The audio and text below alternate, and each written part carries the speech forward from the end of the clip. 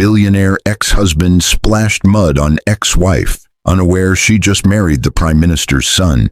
But what she did for him afterward would make everyone speechless. Moments earlier, Ethan Caldwell, the man once celebrated as the youngest self-made billionaire in Westbridge, sat behind the wheel of his obsidian SUV, his jaw tight, his pride even tighter, gripping the steering as he pulled out of the private estate driveway. He didn't see her at first, not until the sudden spray of filthy mud splattered across the cream-colored dress of the woman he had divorced 7 months ago. Amelia Hartman staggered back, blinking through the shock, the mud dripping from the delicate neckline of a dress far too elegant for the quiet, misty morning, and Ethan froze. Because beneath the splatter, beneath the ruin of the moment, stood the ex-wife he thought had disappeared into insignificance after he ended the marriage. But what Ethan didn't know was that Amelia had walked into an entirely different world, one he could never buy with all the wealth he once used to control her. She had just married Daniel Harrington, the warm-smiled, steel-backed son of the sitting Prime Minister, and yet here she was, standing in mud, staring directly at the billionaire ex-husband who had once told her she would be nothing without him. How could the billionaire ex-husband humiliate a woman whose new life was now too powerful for him to comprehend? Why was the newly wedded wife of the Prime Minister's son walking alone on this quiet road? And what would Amelia do next that would make everyone speechless, but especially him? The mud slid down her dress, tracing messy lines over silk that had probably taken hours to press.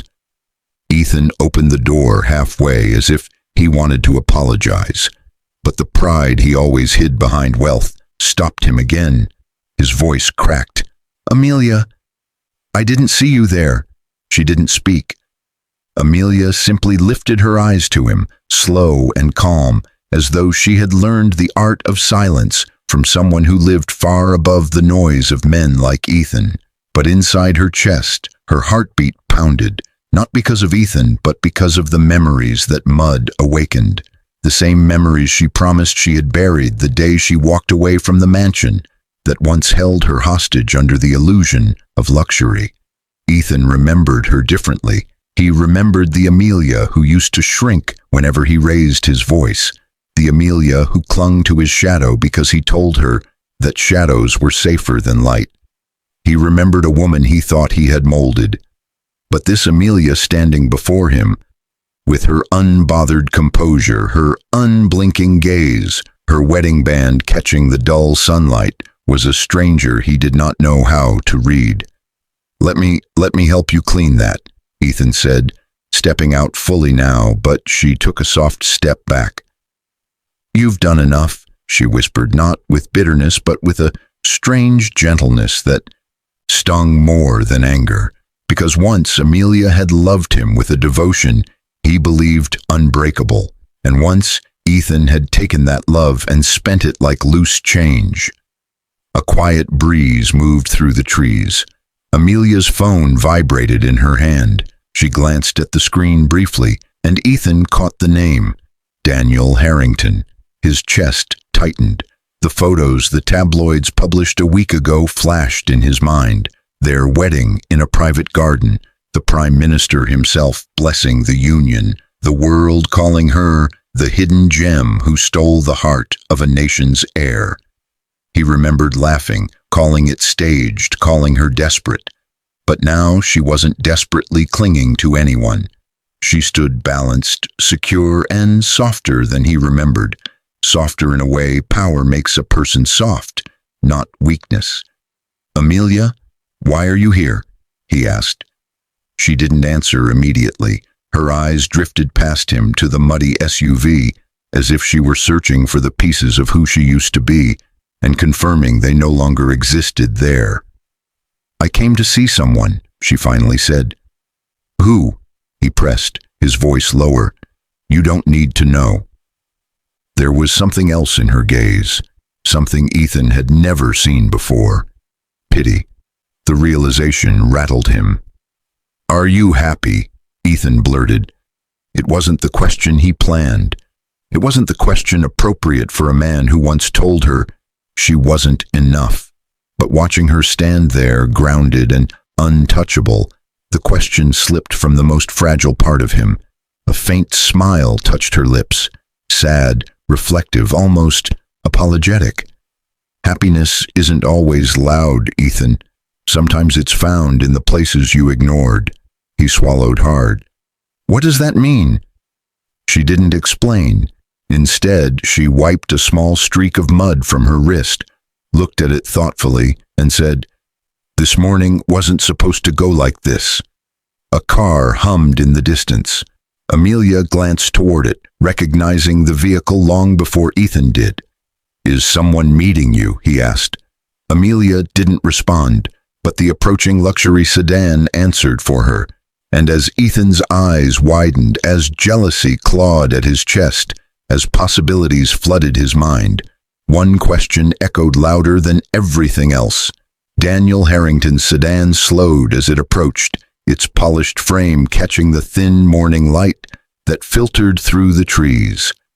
Amelia felt her pulse thrum, not from fear but from the sudden awareness that her past and present were seconds away from colliding in a way she had never prepared for.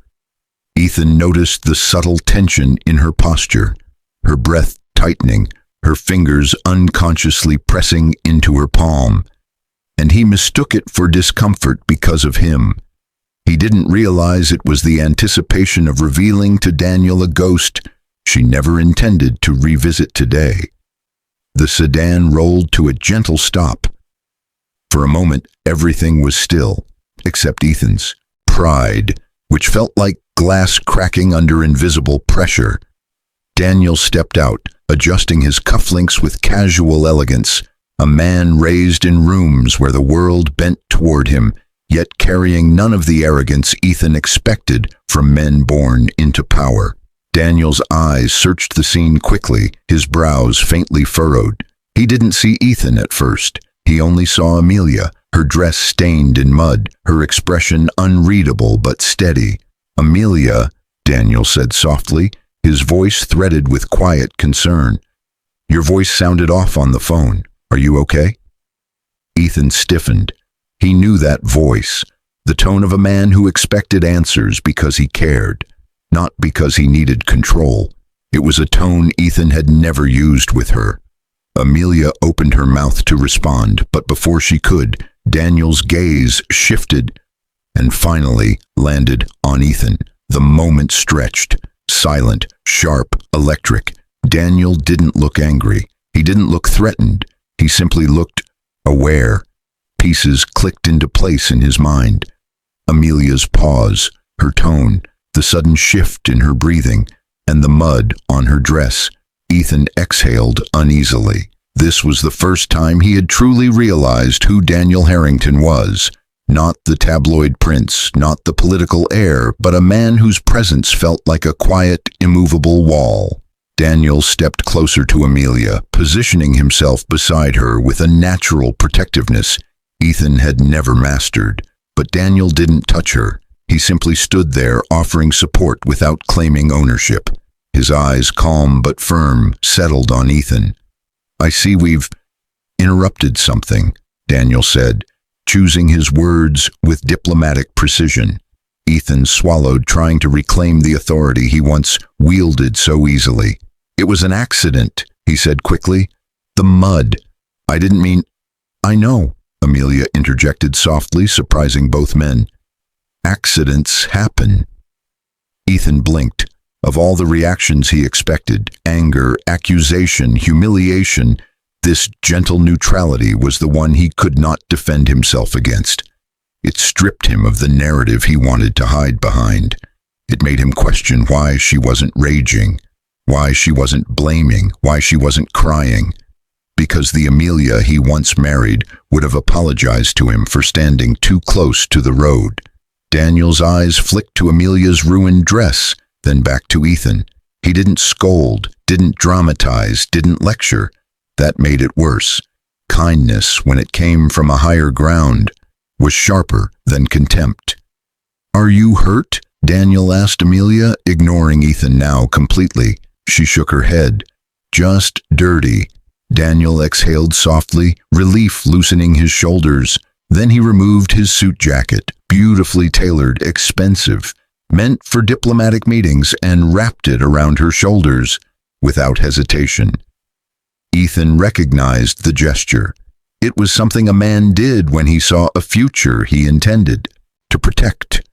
A flash of memory ripped through Ethan, Amelia shivering in his mansion on a winter morning, asking for a blanket because the heat had failed. He had been too busy calculating stock projections to notice she was cold. Daniel turned slightly toward Ethan again, his voice measured but not unkind. "I appreciate that it was unintended," he said, "but Amelia shouldn't be standing here like this. I'll take her home." Home. The word hit Ethan with the weight of a verdict. Amelia had a new home, a new life, a new world, and she wore it with a grace that made Ethan's wealth feel suddenly small. But something else stirred in Ethan's chest, something he hadn't felt in years. Regret, not jealousy, not bitterness, regret. Because only now did he see that the woman he once overlooked had grown into someone extraordinary without his permission, and he had no claim to her evolution. Amelia took a breath, lifting her chin. "Ethan," she said softly, "thank you for stopping your car, and take care of yourself." It was a farewell wrapped in mercy, not affection. Daniel glanced at her, surprised by the unexpected tenderness in her tone, but he didn't question it. He only placed a steady hand on the small of her back, not claiming, not marking, simply guiding, as he led her toward the sedan. Ethan stood frozen, unsure whether to call after her or let her walk away once more. But then something happened, something none of them expected. Amelia paused at the car door, turned back, and said, "There's something you don't know, Ethan, and maybe it's time you did." Daniel looked at her, puzzled. Ethan's breath caught. Her next words would shift everything. The morning air felt suspended as Amelia stood by the open door of Daniel's sedan, her fingers hovering at the edge of the frame, her eyes fixed on Ethan with a composure that coded every word she hadn't said for 7 months. Daniel watched her quietly, his instinct to protect her rising, but so was his curiosity. Ethan waited like a man holding his breath underwater, unsure if resurfacing meant salvation or drowning. "What don't I know?" Ethan asked, the words dry in his throat. Amelia took a step forward, still wrapped in Daniel's jacket. The fabric swallowed her shoulders, but she wore it as though she had always belonged in it. Mud still stained her dress, but she stood taller than the ruined silk. "When we divorced," she began, her voice low but steady, "you assumed I left broken. You assumed I walked away with nothing." Ethan flinched. She wasn't yelling, but her calm honesty hit him harder than rage would have. "You signed the papers in 10 minutes, she continued, "as if our 6 years together were a transaction." She paused, looking at the ground briefly. "But something happened after the divorce that you never imagined." Ethan felt the squeeze in his chest tighten. "What happened?" Amelia lifted her eyes and met his gaze. "I didn't fall apart like you expected. I found myself." Daniel exhaled slowly, watching the moment unfold with the quiet patience of a man who understood the weight of healing. Ethan shook his head slightly, almost unconsciously. "Amelia, I never wanted you to suffer." Her expression softened, not with forgiveness, but with truth. "You didn't need to want it. Your choices did the work." A heavy silence settled. A sparrow chirped somewhere in the trees, a soft contradiction to the tension hanging between them. "I didn't tell you something," Amelia said, her voice gentler now. "The day I left your house, the day I took my suitcase and walked out, I went straight to the community center where I used to volunteer before we got married." Ethan blinked. He remembered that place vaguely.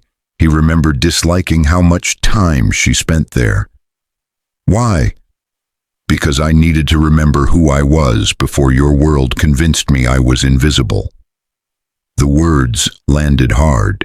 Daniel's eyes flicked toward Ethan, noticing how the billionaire's confidence was unraveling thread by thread, replaced by something quieter, almost humbled. Amelia continued, "At the center, I met someone who needed help, a child. Her mother had abandoned her. Her father was struggling. They were being evicted." She clasped her hands tightly. "I used the little money I had left to pay their rent for 3 months. A flash of shock crossed Ethan's face. "You, Amelia, why didn't you ask me?" "I would have." "You wouldn't have," she said simply. "You were too busy convincing me that the only problems that mattered were yours." Ethan exhaled shakily. He couldn't argue. He had been selfish. He had forgotten she had dreams, passions, a heart that reached further than his empire. Daniel watched Amelia with soft admiration, seeing again the strength that had drawn him to her the first day they met. A charity fundraiser where she had spent all night talking to people no one else acknowledged. She didn't know it then, but Daniel had watched her for almost an hour before approaching her. He had seen something rare, kindness that didn't perform for cameras. "But that's not what you wanted to tell me," Ethan said suddenly, hearing the tremor in his own voice. Amelia hesitated. Daniel stepped closer, sensing the shift. "Amelia," he murmured, "you don't have to say anything that hurts you." But Amelia shook her head. "No, this needs to be said, for all of us." She turned back to Ethan. "That child, the one I helped after the divorce, her situation got worse, and I filed paperwork to become her temporary guardian until her father recovered." Ethan's eyes widened. A small ache crept into Daniel's chest too, because even he didn't know this part of Amelia's past. "You became a guardian," Ethan whispered. Amelia nodded, tears pricking at her eyes but not falling. "For 6 months, I took care of her. She lived with me. She healed with me. She reminded me I still had a purpose." Ethan felt the world tilt. He didn't know whether he was more stunned by her strength or ashamed that he never saw her capacity for it when he had her in his life. "But I lost touch with her," Amelia said faintly. "The father got better. They moved away. And the last thing she told me before they left was, 'Miss Amelia, you deserve someone who sees you.'" Ethan's lips parted, but no words emerged. Daniel swallowed, unexpectedly moved. "Amelia," he said softly, "why didn't you tell me about this?" She looked at him with a trembling smile. "Because I was trying to let that chapter close. But seeing Ethan this morning, the mud, the timing, it all pulled that memory back." Ethan's face crushed inward. "Amelia, She raised a hand gently. "This isn't about hurting you, Ethan. It's about letting go." She stepped toward him, close enough that he could see the tiny flecks of gold in her irises, something he had forgotten existed. "You asked me once what I would do if I ever lived without you," she whispered, "and now I can answer." Ethan braced himself. "I learned to love myself," she said, "and I learned to be loved by someone who doesn't need to own me to value me." Daniel's chest tightened with emotion, not pride, but gratitude. Ethan looked at her, really looked, and for the first time in his adult life, he didn't feel like a billionaire. He felt like a man who had lost something priceless because he never understood how rare it was. Amelia stepped back toward the car, her heart pounding, but before she entered, she said one more thing, something that left Ethan's knees weak. "You didn't break me. You prepared me for the life I have now." Ethan closed his eyes because he finally understood, and it was too late. Daniel opened the car door for Amelia, silently urging her to step inside so he could take her home, away from the mud, the memories, and the silent ache, still tethering her to a past she had long outgrown. But Amelia hesitated. Ethan remained standing by the road, shoulders lowered, eyes dimming under the weight of everything she had just revealed. For a man who once controlled boardrooms with a glance, he now looked startlingly small, like a boy who realized too late that he had mishandled something delicate and irreplaceable. "Amelia," Daniel said softly, his voice offering comfort but also concern. "You don't owe him anything more." She looked at her husband, then at the shattered man across from her. "Maybe not," she replied quietly, "but perhaps I owe myself something." Ethan wiped a hand over his face, but the mud streak on his sleeve made him pause. Fate had a funny way of mirroring things. He had splashed mud on her, yet he looked just as stained by his own mistakes. "I'm sorry," he whispered, not in the performative way he used with investors or reporters, but with the hollow sincerity of a man finally seeing the wreckage behind him. Amelia took one slow step toward him, Daniel watching with silent trust because he understood. She wasn't going back to anything. She was closing a door that had stayed half open for too long. "Ethan," she said softly, "you should know. I don't hate you." His head snapped up, raw disbelief in his eyes. "And that's not because you didn't cause pain," she continued, her voice gentle but firm. "It's because hating you would keep me tied to the person you once shaped, and I refuse to be her again." Ethan swallowed tightly, his voice gravelly. I don't know how I became that man, Amelia." "You were afraid," she said, "and afraid men try to control what they think they might lose." He didn't deny it. He couldn't. A slow breath escaped her, as if letting go piece by piece. Then she reached into Daniel's jacket pocket and pulled out a folded document, one Daniel hadn't realized she carried. Ethan frowned. "What's that?" "Something I was planning to send through my attorney," Amelia replied. "But maybe it's better this way." She handed it to him. Ethan unfolded the paper with trembling hands, and his eyes widened.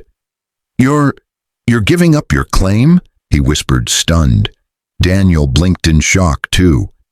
"The shares," Ethan said, reading again to confirm. "Your settlement shares. You're signing them away?" Amelia nodded. "I don't need anything from the life I left, not even the money that came with it." Ethan's breath shuddered. "Amelia, this is billions." "I know. Why would you?"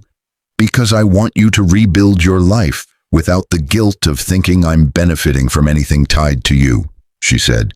"And because giving it up frees me completely." Daniel felt emotion rise in his throat, not because he agreed with her decision financially, but because he recognized the strength behind it. Amelia didn't walk away from wealth out of pride. She walked away because the new woman she had become didn't need reminders of a cage, no matter how golden it once was. But then Amelia did something none of them expected. She reached out and touched Ethan's arm lightly, just once, just enough to anchor him in the moment. "And Ethan," she murmured, "I added something else."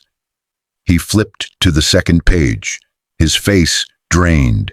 It was a letter of recommendation, signed by Amelia, countersigned by a political consultant she knew through Daniel, granting Ethan official support for a position he had been secretly aiming for. Entry to the International Economic Council, a seat he had lost hope of ever attaining after a scandal 6 months ago tarnished his reputation. "I know you've been struggling since the audit incident," Amelia said quietly. "You lost investors, lost credibility. I didn't want to interfere before, but after seeing you this morning, maybe you needed help more than pride wants to admit." Ethan stared at her as if she had handed him oxygen after years of drowning. "Why?" he whispered, barely audible. "Why would you do this after everything I did to you?" Amelia's voice softened, glowing with a strength earned through suffering, rebuilding and love that no longer needed permission to exist. Because someone once told me I deserved someone who sees me, she said. And maybe you deserve a chance to see yourself clearly, too. Daniel watched her with awe, pride warming his features. This was the woman he married, a woman who gave kindness not as weakness but as a final act of liberation. Ethan folded the papers carefully, pressing them to his chest as though they might dissolve if he let go. Tears, not dramatic, not loud, slipped down his cheeks. I don't deserve this. Then earn it, Amelia replied softly. The wind shifted, carrying the scent of morning rain away, leaving the road brighter, clearer. Amelia stepped back toward the sedan. Daniel opened the door once more, and this time she entered without hesitation. She belonged to a life built not on fear, but on partnership. Ethan stood on the road long after the car pulled away, not as a billionaire, not as a man left behind, but as a man finally understanding why he lost her and why her final act of grace would haunt him far longer than her absence ever did. Amelia leaned her head on Daniel's shoulder as they drove, her heart light, her world steady. She had walked through the mud, but she left the past standing in it.